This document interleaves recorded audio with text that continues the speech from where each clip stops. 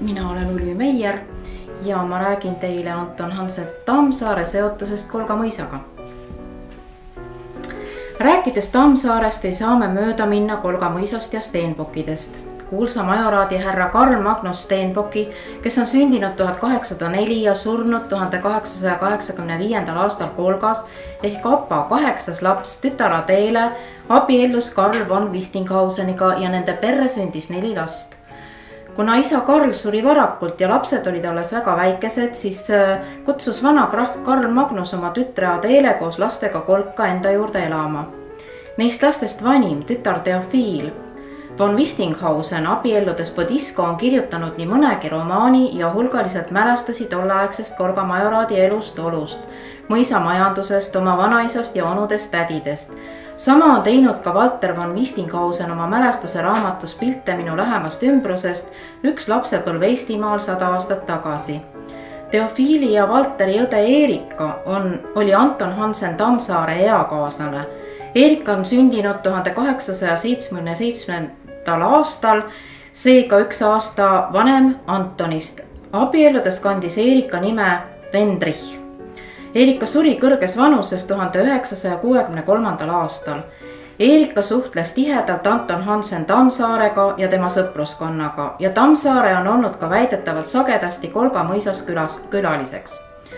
Tolleaegne majoraadi härra Michael Stenbock, Eerika onu, ema Adele vanem vend, olles Kolga majoraadi härra, oli sunnitud raskustesse ja võlgadesse sattunud majoraadi maadest 1902. aastal müüma ära Kiiu, Loo ja Kõnnu mõisa maad ja moodustas uue Fidei komissi 1908. aastal.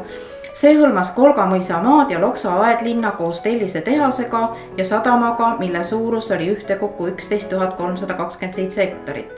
Just tema, Kolga krahv Michael Stenbock, neiu Eerika onu, on olnud Anton Hansen Tammsaarele 1935. aastal ilmunud romaani Ma armastan sakslast vana paruni prototüübiks. Kirjeldades väga hästi selleaegset olustikku ja baltisakslase maailmavaadet. Romaani peategelased, noor korporant, Eesti päritolu maalt linna õppima siirdunud noormees Oskar ja sünnijärgselt sinivereline neiu Eerika sümboliseerivad justkui mingis vaheruumis viibimist. Kui Eerika vanaisa elab ikka veel selles, mis oli, ehk siis baltisaksa seisusliku ühiskonna ajas ja maailmas, siis Eerikale on see kõik võõras. Oskar aga esindab maalt linna tulnud põlvkonda, kes ei kanna enam talupoeglikku eluhoiakut. Kumbki ei kuulu niinimetatud vanasse maailma, kuid samas pole neil kummalgi antud veel ka uut eluvalemit. Neil puudub oma koht nii otseses kui ka ülekantud tähenduses. Romaani on peetud Eesti parimaks armastusromaaniks. Kas te saite aru, kas te tahate selgitust? Et see tõesti nii on, et nad kohtusid tihti, Tammsaare olevat tulnud üle Koitjärve ja käinud siis tihti Kolga mõisas ja see sõpruskond nad olid tõesti eakaaslased. Ja just kui siin ta ütleb, et Eerika on nimekaim, eks ole, tema on ka Eerika Wistinghausen, siis ja romaanikas on ka Eerika, siis onu Michael, keda nüüd kirjeldatakse prototüübina, on talle onu, aga siis romaanis on ta Eerikale nagu vanaisa, et siis sellega on nii.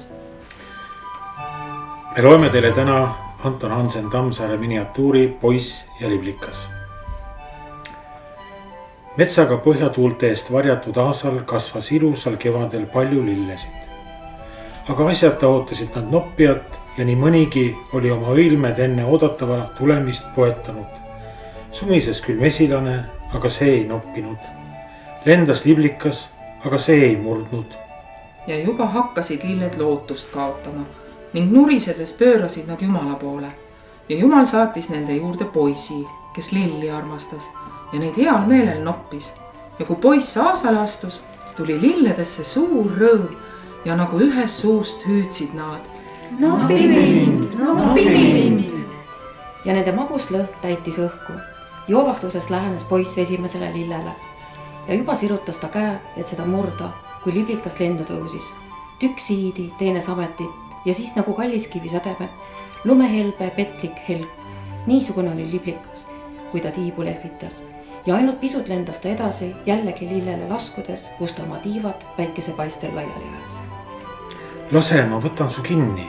ütles talle poiss lillesid unustades. püüa. Vastas liblikas. ega ma haiget tee, vaatan ja lasen su jällegi lahti. püüa. ma ei puudutagi, ainult vaatan lähedal. Rääkis poiss härdalt. võta kinni, siis võid kõik. Ja poiss hakkas püüdma. esiteks hiilis ta salaja liblikale lähemale, aga vaevalt sai ta mõne sammu astunud, kui liblikas juba teisele lillele liugles ja nagu narrides oma ilusaid tiibu lehvitas. poiss sai kärsituks. Algas jooksmine, püsimata tagaajamine, samm siia, teine sinna, hüpe paremale, teine pahemale poole, üle mätaste ja väikeste põõsaste, ikka põiklejale liblikale järele, kes kord lõunasse, sest samast põhja, kord madalasse lillede sekka, siis üles päikese poole virvendas. Ikka edasi tormasid poiss ja liblikas, üks oma painduvail väletalli algel, teine tiibadel, siidina, sametina, kalliskividena säravail. Ei väsinud põgeneja ega jätnud tagaajaja. Viimaks tõusis liblikas kõrgele ja lendas üle metsa, mis aasa põhjatuult eest parjas. Alles nüüd jäi poiss hingeldades seisatama ja vahtis äreval pilgul palaviku punapalgeil liblikale järele, nagu loodaks ta tema tagasitulekut. Aga kui poiss nõnda seisis ja üksisilmi metsa taha vahtis, lehvitas tuuleõhk talle joovastavat lõhna ninasse ja meelde tulid ununenud lilled, mis noppijat ootasid. Lõhnast heldinuna, ärritatuna pöördus poiss ja oli valmis lähema õie poole kummarduma. Aga jahmatades jäi ta paigale ning ta palgeilt kustus leigitsev jume. Liblikat püüdes oli ta kõik lilled ära tallanud. Nukralt istus poiss maha ja hakkas kibedasti nutma. Ta armastas ju lillesid nii väga ja oleks neid heal meelel noppinud.